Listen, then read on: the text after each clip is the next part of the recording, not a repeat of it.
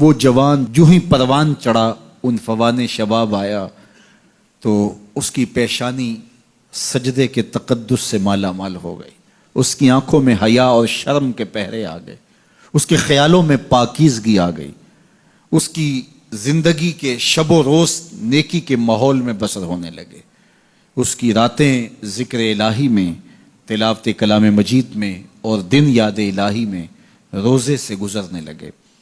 وہ جوان جس کی جوانی اللہ کی عبادت میں گزری، کیونکہ جوانی اگر عبادت میں گزر گئی تو بڑھاپا تو پر نور ہے ہی ہے۔ سب سے مشکل مرحلہ زندگی کا جوانی کا ہے۔ شیطان زیادہ ورغلاتا ہے کسی شخص کو جب وہ جوانی کے مرحلوں سے گزر رہا ہوتا ہے۔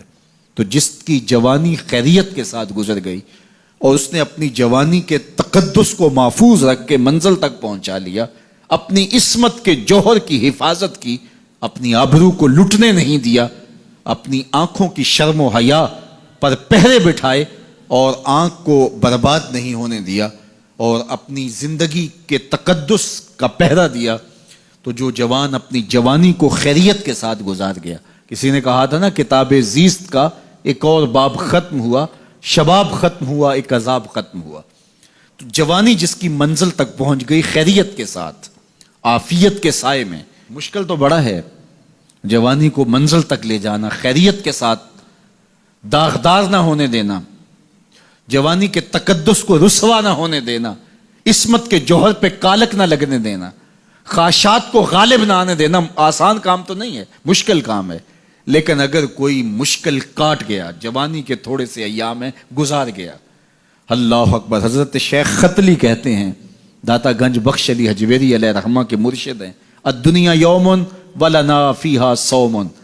وہ کہتے ہیں دنیا ایک دن ہے، ہم روزہ رکھ کے گزار رہے ہیں۔ تو روزہ رکھ کے سارا دن گزر ہی جاتا ہے، دوپہر بھی آتی ہے گزر جاتی ہے، اور عصر کا وقت بھی آتا ہے گزر جاتا ہے، کھانے کا وقت بھی آتا ہے، چائے کا وقت بھی آتا ہے، سب کچھ ہوتا ہے لیکن گزر جاتا ہے، افطار تک بندہ پہنچ جاتا ہے۔ جس نے زندگی روزے کی طرح گزار دی، جس نے جوانی روزہ رکھ کے گزار دی، خواہشات کو بے قابو نہیں ہونے دیا، مشکل کام تھا لیکن اس نے مشکل کام کر دکھایا۔ اجر کتنا بڑا ہے، سنیے اللہ کے محبوب کی زبان سے سنیے۔